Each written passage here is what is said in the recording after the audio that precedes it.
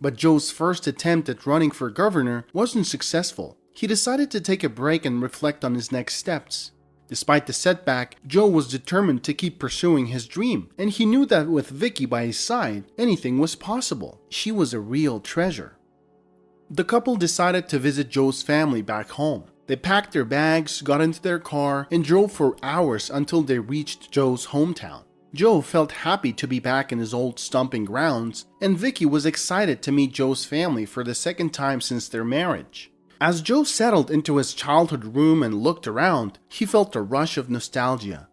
The room was just as he remembered it, with the same posters on the walls and the same creaky bed. As he rummaged through his old belongings, he stumbled upon a box of photographs. As he flipped through the pictures, memories of his youth flooded back to him. But then he came across a particular photo that made his heart skip a beat. It was a picture of him and his high school sweetheart, Kate. The two of them were beaming with happiness, their arms wrapped around each other's waist. Joe felt a mix of emotions as he looked at the photo. He hadn't thought about Kate in years, and he wondered what had become of her. "Old memories?" Vicky quietly said from behind. Joe didn't notice her coming in. "Oof, you scare me, baby," Joe replied.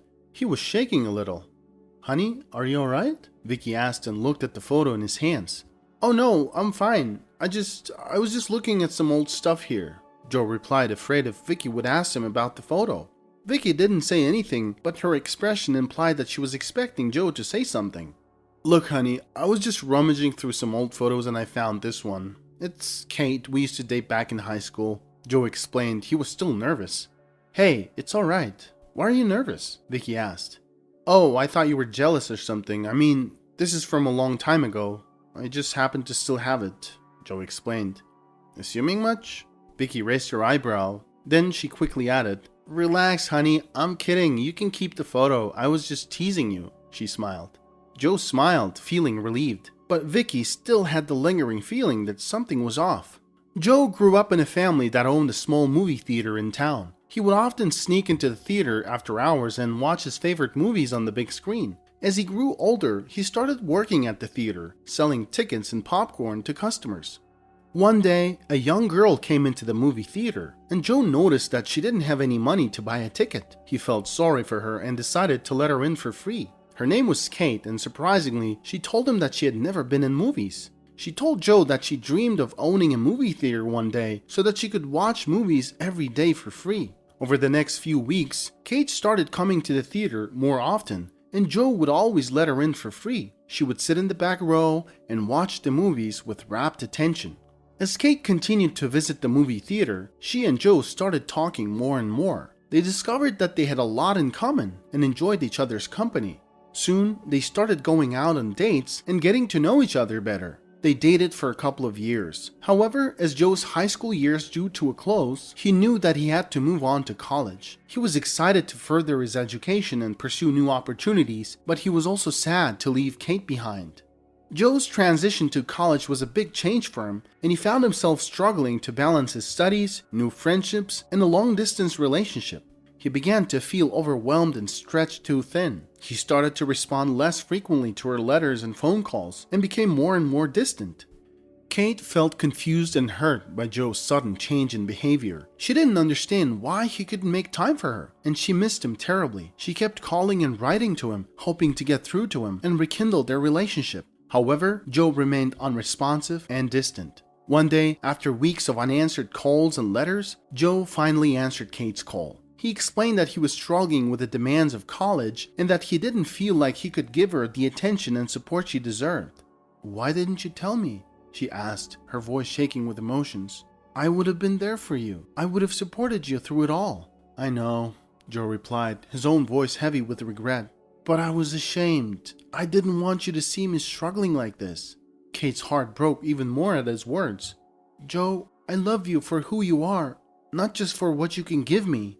I want to be there for you, to help you through the tough times. Please don't shut me out." "I'm sorry, Kate," Joe said, his voice barely above a whisper. "I didn't mean to hurt you. I just need some time to figure things out. I hope you can understand." Kate sighed deeply, wiping away her tears. "I do understand, Joe, but it doesn't make it any easier. I'll give you the time you need, but please don't forget about me. I love you." I won't forget about you, Kate, Joe said and hung up the phone. As it turned out, there was more to Joe's sudden distance from Kate than just the pressures of college. Joe had met someone else, a fellow student named Vicky, and he had started to develop feelings for her. Vicky was smart and funny. Joe found himself drawn to her creative energy and passion for life. He began to see her as more than just a friend. He was excited by the possibilities of a new relationship, but he also felt guilty about what it might mean for his relationship with Kate. He didn't want to hurt her, but he also didn't know how to tell her the truth about his feelings for Vicky. Instead, he made excuses and avoided her calls and letters, hoping that she would eventually get the message and move on. One day, Kate couldn't take it anymore and visited Joe in college. She was excited to see him again, hoping that they could reconnect and rebuild their relationship, but she saw him with Vicky. It was a difficult experience for her. Kate didn't want to cause a scene or make things awkward for Vicky. Despite her disappointment, Kate knew that Vicky had nothing to do with Joe's past, and she didn't want to judge her based on his actions, so she kept her distance and tried to stay out of their way. When Joe was alone, Kate approached him. "Hello, Joe." Joe was caught off guard. "What are you doing here?" "Not even a hello for the old time's sake?" Kate asked. Hi, hello, Kate. Hey, listen, I'm so sorry, but it's over. My girlfriend will be here soon. I'm really sorry it didn't work out." Joe turned around and quickly walked inside the building. Kate's heart was shattered. As she drove away, she couldn't help but feel hurt and abandoned.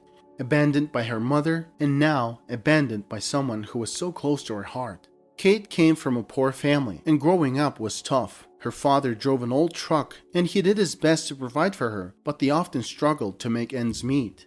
The fact that her mother had left them for another man, a wealthy one at that, only added to the pain. Kate often wondered what life would have been like if her mother had stayed, if they had more money, if she had been able to go to college. But now, all of those thoughts were eclipsed by the heartbreak she felt from losing Joe. She wiped away her tears and tried to focus on moving forward, but it wasn't easy. After their graduation, Joe and Vicky decided to start a newspaper in the city. The newspaper quickly gained popularity, and Joe became a well-known figure among politicians and other influential people. Joe's hard work and dedication paid off, and he began to receive invitations to high-profile events and dinners where he could meet and mingle with other powerful people in the community. It seemed like everything was going according to plan for Joe and Vicky, and they were well on their way to achieving their dreams. They had been together for several years before Joe proposed. They had built a successful career together and had grown to love each other deeply. Joe was grateful to have Vicky by his side and knew that he wanted to spend the rest of his life with her. They had a beautiful wedding with their family and friends in attendance. Vicky looked stunning in her white dress. 10 years after founding their newspaper, Joe decided to run for governor. Vicky was very supportive and helped with the campaign. Unfortunately, the first attempt was not successful, as Joe didn't receive enough votes to win. Despite this setback, Joe and Vicky didn't give up. Feeling a sense of responsibility towards his family, Joe decided to put his political ambitions on hold and help his father with the family business. They brainstormed ideas on how to compete with the new multiplex that was being built a few blocks away from their movie theater. They renovated the old family theater, adding comfortable seats and installing a state-of-the-art sound system. Joe and Vicky were out shopping for groceries to prepare for a family dinner. Vicky picked up a newspaper and started reading about Joe's campaign. Meanwhile, Joe was browsing the aisles when he suddenly bumped into a stunning young woman. It didn't take long for him to realize that it was Kate. They looked at each other in shock and disbelief, but before they could say anything, Vicky arrived. Joe turned to look at her, and when he looked back at Kate, she had already disappeared. The encounter left Joe feeling uneasy and conflicted. That's weird. That woman you bumped into at the store? Why do I feel like I've seen her somewhere? Just can't remember where. And she looked at you strangely too, Vicky said as they were driving back home. She did? I don't know. She must have confused me with someone else, Joe replied, but in his mind the image of the perfect Kate was stuck. Joe drove Vicky back to his parents' house. He told her he needed to drop by his friend Peter's place. When he got there, he sat in the car for a few minutes, thinking about what had just happened at the grocery store. He couldn't believe he had run into Kate after all these years, and he couldn't shake off the feeling that he needed to talk to her.